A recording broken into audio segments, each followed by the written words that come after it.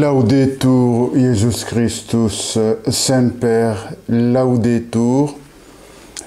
Frères et sœurs, j'aimerais vous parler aujourd'hui du discernement des apparitions, des miracles, des prophéties et révélations privées.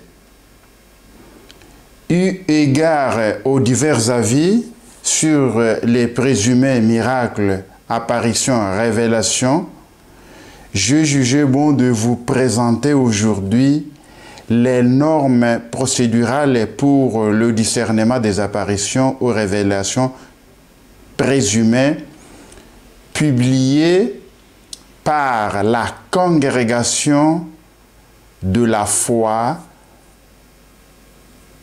le 25 février 1978.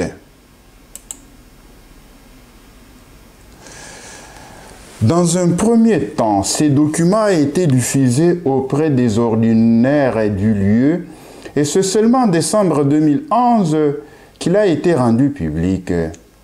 En vue de mieux discerner, la Congrégation pour la doctrine de la foi a énoncé les critères sur lesquels se fonde l'Église catholique lors des enquêtes qu'elle réalise sur l'authenticité d'apparitions ou révélations privées. Le document nous présente les critères à prendre en considération pour juger de la réalité d'une apparition ou d'une révélation et d'autre part, à quelle autorité ecclésiale revient la charge de la décision. À qui appartient la charge de la vigilance? La charge d'être vigilant ou d'intervenir appartient d'abord à l'ordinaire du lieu. Il est d'usage, en ces cas, mais nullement obligatoire que l'évêque du lieu constitue une commission qu'il charge sous son autorité d'examiner les faits. En règle générale, l'évêque informe la Congrégation pour la doctrine de la foi des faits et des mesures qu'il prend. Dans des cas particulièrement ardus, il peut solliciter l'assistance de la congrégation, étant entendu que la décision finale lui revient. Les critères prévoient aussi que l'intervention de la sacrée congrégation peut être demandée soit par l'ordinaire, après qu'il a accompli ce qui lui revient, soit par un groupe qualifié de fidèles.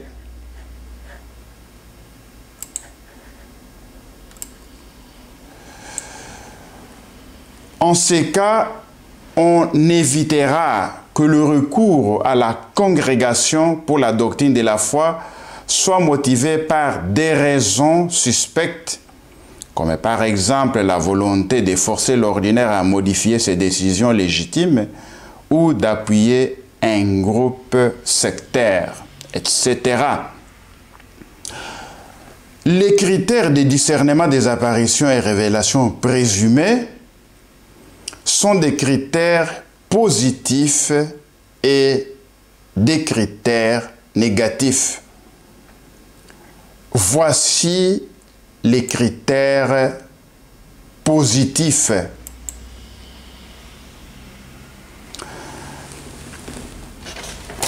Quant à l'existence du fait, certitude morale ou du moins grande probabilité acquise au terme d'une enquête sérieuse. C'est-à-dire, on peut constater déjà l'existence du fait de l'apparition. Il y a une certitude morale du témoin, de ceux qui assistent. Et puis, il y a des circonstances particulières relatives à l'existence et à la nature du fait. Notamment,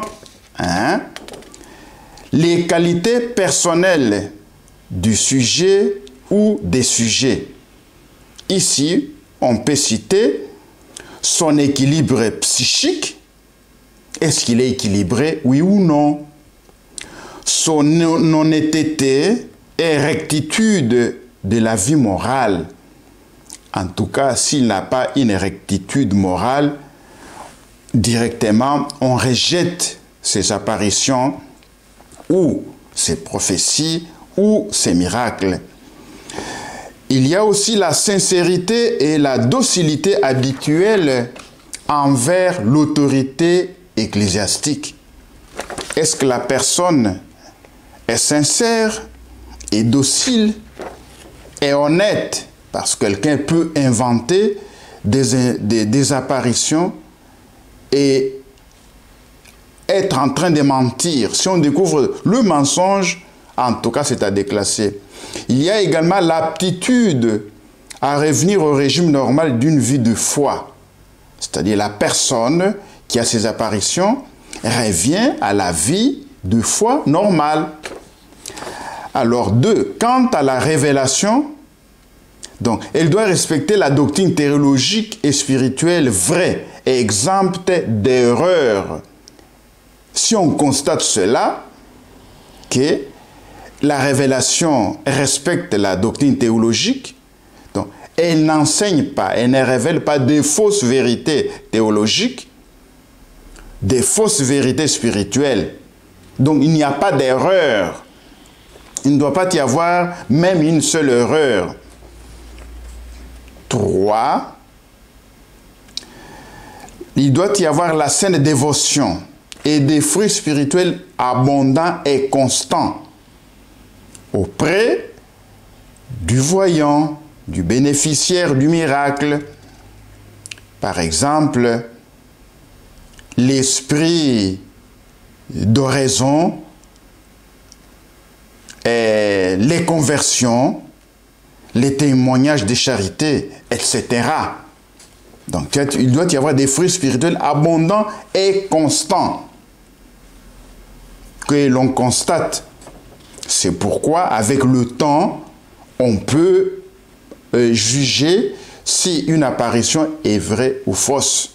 On doit quand même constater un changement spirituel dans la vie de la personne qui a bénéficié d'une apparition.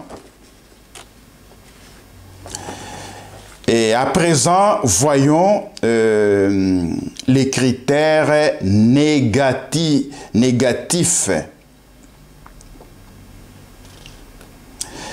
Et on constatera directement l'erreur manifeste sur le fait. B. Il y aura des erreurs doctrinales attribuées à Dieu lui-même, à la bienheureuse Vierge Marie ou à un saint dans leur manifestation, compte tenu toutefois de la possibilité que les sujets aient ajouté, même inconsciemment, des éléments purement humains, voire quelques erreurs d'ordre naturel à une révélation vraiment surnaturelle. Ici, on pourra aussi se référer aux exercices de Saint Ignace de Loyola, numéro 336. Et puis, un autre élément qui montre qu'il y a des fausses apparitions, c'est l'évidente recherche des lucres en relation étroite avec les faits lui-même. Si quelqu'un prétend avoir des révélations qui viennent de Dieu et que de ces révélations, il cherche à gagner de l'argent, et si quelqu'un prétend avoir des prophéties venant de Dieu, il exige de l'argent pour donner une prophétie. Si quelqu'un prétend avoir un don de guérison et qu'il exige de l'argent, si quelqu'un prétend guérir au nom de Dieu, mais au moyen de l'argent, en tout cas, il faut directement rejeter que le don qu'il prétend ou l'apparition qu'il prétend avoir ne vient pas de Dieu. Et puis, s'il y a des actes gravement immoraux accomplis au moment ou à l'occasion du fait lui-même, par les sujets ou par ses accompagnateurs, Alors, s'il y a des actes immoraux et accomplis par le prétendu voyant, vraiment, ces visions-là, ces révélations, ces apparitions-là, ces prophéties ne viennent pas des dieux. Soyez prudents. Et puis, si on constate aussi les maladies psychiques ou tendances psychopathiques du sujet, en tout cas ça ne vient pas des dieux, ayant exercé sur le fait présumé surnaturel une influence certaine aux psychoses, hystérie collective et choses du même genre. Il faut noter que ces critères positifs ou négatifs sont indicatifs et non limitatifs et doivent être pris ensemble ou selon leur complémentarité. Alors, nous arrivons aux conclusions. Au terme de l'enquête, l'ordinaire du lieu où, le cas échéant, la conférence épiscopale, régionale ou nationale sera amenée à rendre son jugement en employant l'une des trois formulations suivantes. En latin sûrement, constate de supernaturalitate, ou bien, deuxième, constate de non supernaturalitate, et troisième expression, non constate de supernalitate. Première expression, constate de supernaturalitate, c'est-à-dire l'origine surnaturelle des faits est reconnue par l'Église catholique et elle les a authentifiés. Cela vaut par exemple pour les apparitions des Lourdes et des Fatima. Il est affirmé que c'est surnaturel, ça vient du surnaturel, ça vient des dieux, ou bien les apparitions des Kingasani dans la ville de Kinshasa, dans notre pays, la République démocratique du Congo. Parce que ces apparitions-là ont été déclarées constate de supernaturalitate par le feu cardinal Laurent Monsengo Passignan en 2017. Deuxième expression, constate de non supernaturalitate, c'est-à-dire l'absence d'origine surnaturelle des faits est reconnue par l'Église catholique. Elle les a niés et invalidés. Il est affirmé que cela n'est pas surnaturel. Donc dans son décret, l'évêque dira « constate de supernaturalitate ». Il n'y a rien de surnaturel.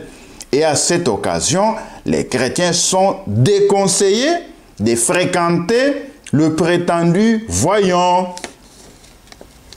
La troisième expression, c'est « non constate de supernaturalitate », c'est-à-dire l'origine surnaturelle des faits n'est pas reconnue. L'absence d'origine surnaturelle non plus. Les faits ne sont ni avalisés, ni invalidés par l'Église catholique.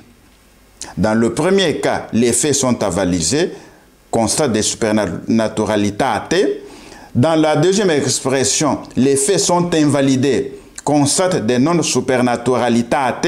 Dans le troisième cas, l'Église ne rejette pas, ne reconnaît pas, mais les enquêtes continuent. C'est le cas, par exemple, des apparitions du sanctuaire de Medjugorje en Bosnie-Herzégovine. Les apparitions continuent, les enquêtes continuent, l'Église permet les pèlerinages et soigne, assure le soin pastoral des fidèles qui y vont. Ce n'est pas exclu ni affirmé, non constate. Ce n'est pas une négation de la surnaturalité, ce n'est pas une affirmation de la surnaturalité. Et voilà, mes frères et sœurs, ce que je voulais vous présenter aujourd'hui. Alors, il faut vraiment faire attention pour ne pas suivre de faux voyants, de faux prophètes, ceux-là qui vivent dans l'immoralité ou bien qui ont l'esprit des lucres, ou bien qui nient les vérités de la foi, les vérités de la Sainte Écriture, les vérités du magistère, ceux qui ne sont pas fidèles, qui ne sont pas obéissants à l'autorité ecclésiastique, parce que en cette matière, on peut tomber dans beaucoup d'erreurs et risquer de perdre la vie éternelle. Laudetur Jesus Christus, Semper Laudetur.